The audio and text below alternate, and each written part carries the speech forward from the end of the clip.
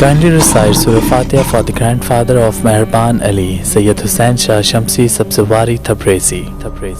ابو جہل کے بعد قریش کا سردار ابو سفیان کو بنایا گیا.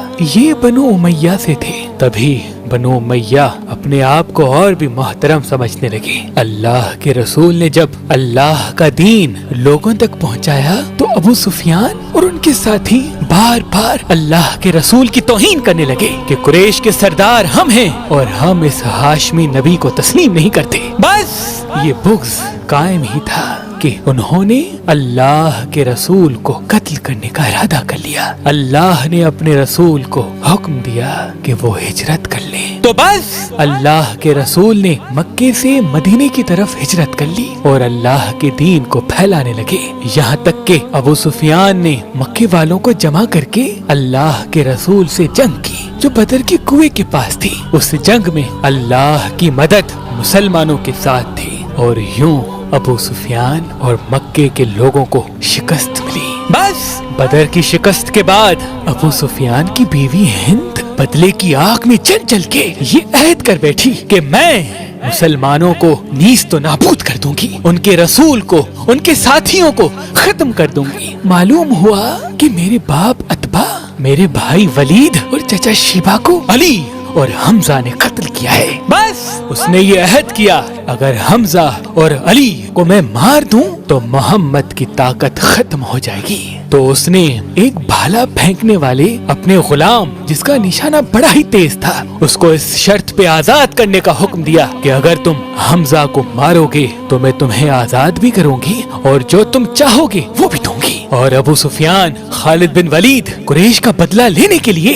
دن رات محنت کرتے رہے, سازشیں کرتے رہے کہ مسلمانوں کو نیست و نابود کرنا ہے, مدینے پہ حملہ کرنا ہے. بس ٹھیک ایک سال بعد 11 مارچ 625 عیسوی شوال 3 ہجری کو قریش 3000 جنگی پہلوان جو اپنی سواریوں پہ نیزے, بھالے, تلواریں لے کے مدینے کی طرف روانہ ہوئے. اللہ کے رسول کو جیسے ہی یہ خبر ملی تو اللہ کے رسول نے یہ چاہا کہ مدینے میں رہنے والوں کو کوئی تکلیف نہ ملے تو آپ 1000 لشکر کے ساتھ کوہ احد پہ آ گئے. تبھی اس جنگ کو جنگ احد کہتے ہیں. بالآخر 23 مارچ سن 625 عیسوی ہفتے کے دن قریش اور مسلمان ایک دوسرے کے مدِ مقابل آنے لگے. اللہ کے رسول تمام اصحاب کو پہاڑ کے چاروں طرف اپنی اپنی جگہ سنبھالنے کے لیے فرما ہی رہے تھے کہ اتنی دیر میں خزرج قبیلے کا سردار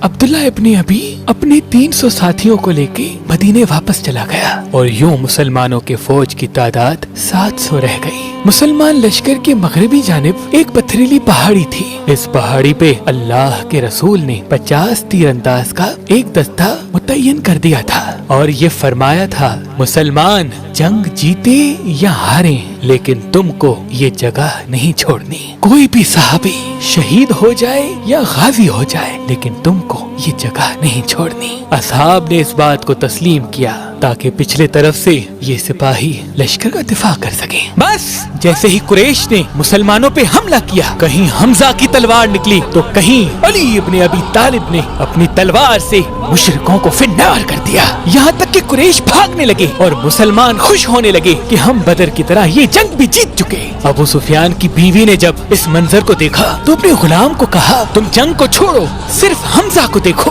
مجھے کامیابی یا ناکامی سے کوئی سروکار نہیں, بس مجھے حمزہ کی لاش چاہیے. اتنی دیر میں وہاں جو وہ اصحاب جن کو اللہ کے رسول نے اپنی جگہ چھوڑنے سے انکار کیا تھا انہوں نے دیکھا کہ مسلمان تو جنگ جیت چکے ہیں, اب مال غنیمت ملے گا, چلو ایسا نہ ہو کہ سب کو مال غنیمت مل جائے اور ہم یہیں رہ جائیں. بس انہوں نے اپنی جگہ چھوڑ کے مال غنیمت کی طرف بڑھنا شروع کر دیا. جیسے ہی پچھلی طرف سے درہ خالی ہوا تو قریش کے ایک دستے کے سالار خالد بن ولید نے پچھلی طرف سے حملے کرنے کا ارادہ کیا اور جیسے ہی وہ اپنی فوج کو لے کے پچھلی طرف سے آیا تو آگے سے قریش اور پیچھے سے بھی قریش. بیچ میں مسلمان کبھی پچھلے کفار سے لڑتے ہیں کبھی آگے والے کفار سے لڑتے ہیں اور اتنے میں وہ جو تیر انداز جو جناب حمزہ کا نشانہ لے رہا تھا اس نے جناب حمزہ کو نیزہ دے مارا. بس جناب حمزہ کا زمین پہ گرنا تھا جیسے کوئی شیر زمین پہ گر گیا. مسلمانوں میں واہ ویلا کی صدائیں عام ہو گئیں اور کفار खुशी से झूमने लगे। कहीं से आवाज आई कि हमजा शहीद हो गए। मुसलमानों ने भागना शुरू कर दिया। इतनी देर में किसी ने अल्लाह के रसूल के चेहरे मुबारक का निशाना लिया और आप सल्लल्लाहु अलैहि वसल्लम के चेहरे मुबारक पे किसी शैतान का पत्थर आ लगा। बस अल्लाह के रसूल के चेहरे पे पत्थर का लगना था। अल्लाह के रसूल के दांत शहीद हो गए। आप जैसे ही बेहोशी के आलम में जमीन पे गिरने लगे कि इतनी देर में किसी शैतान ने ये कहा कि अल्लाह के रसूल शहीद हो गए। बस ये सुनना था। मुसलमानों में कोहराम बर्पा हो गया। मुसलमान भागने लगे कि जब अल्लाह के रसूल ही शहीद हो गए तो हम लड़े कैसे। ये खबर जैसे ही इमाम अली अलैहिस्सलाम के कानों पे पड़ी, इमाम अली शेर की तरह कुफ्फार के लश्कर को चीर के अल्लाह के रसूल के पास आए। जैसे ही आपने अल्लाह के रसूल के चेहरे पे खून को देखा तो आपने अपनी तलवार से पहाड़ पे ज़रब मारी तो पहाड़ एक जगह से खुद गया।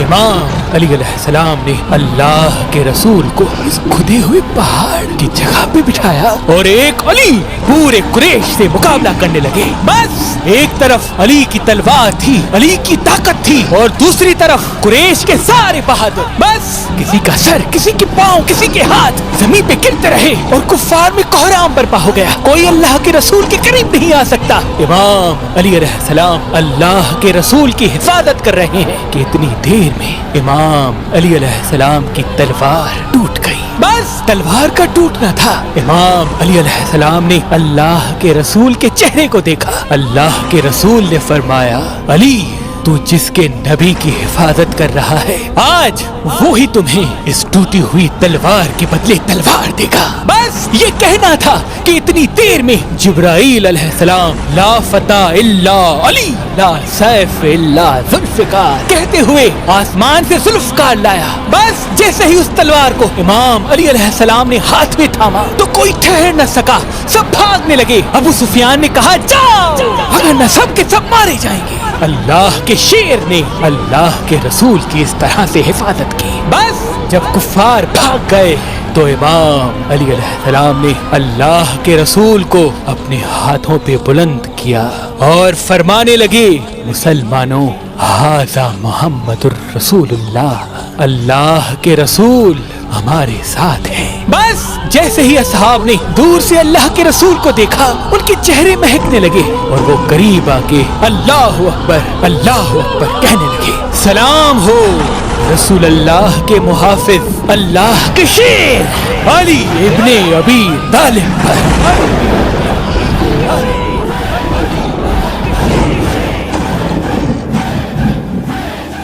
हमारे यहाँ हजारों मेरी ऐसी बहनें और भाई शादी करने के लिए कोशिशें तो करते हैं लेकिन उनको एक अच्छा रिश्ता नहीं मिलता। तभी आप तमाम मोमिनीन की दुआओं से हमने मेहरबान शादी दफ्तर कायम कर दिया है। अगर आप अपने घर में या अपने लिए खुद कोई अच्छा रिश्ता चाहते हैं तो आप मेहरबान शादी दफ्तर के नंबर पे कॉल करें और जिस किस्म का आपको रिश्ता चाहिए इंशाअल्लाह वैसा ही रिश्ता हम आपका करवाएंगे। अगर हमारा नंबर आपको मसरूफ मिलता है तो आप मेहरबानअली.com पे आए और उसके बाद मेहरबान शादी दफ्तर पे क्लिक करें और सारी तफसीलात यहाँ मौजूद है। अल्लाह तमाम मोमिनीन को सलामत रखे। हमारे यहाँ सादात और गैर सादात पाकिस्तान और पाकिस्तान से बाहर अल्लाह के करम से बहुत ही अच्छे और नेक रिश्ते मौजूद हैं। तो अभी फोन उठाएं और इस नंबर पे कॉल करके अपने लिए एक अच्छा रिश्ता हासिल करें। और नेक रिश्ते मौजूद हैं।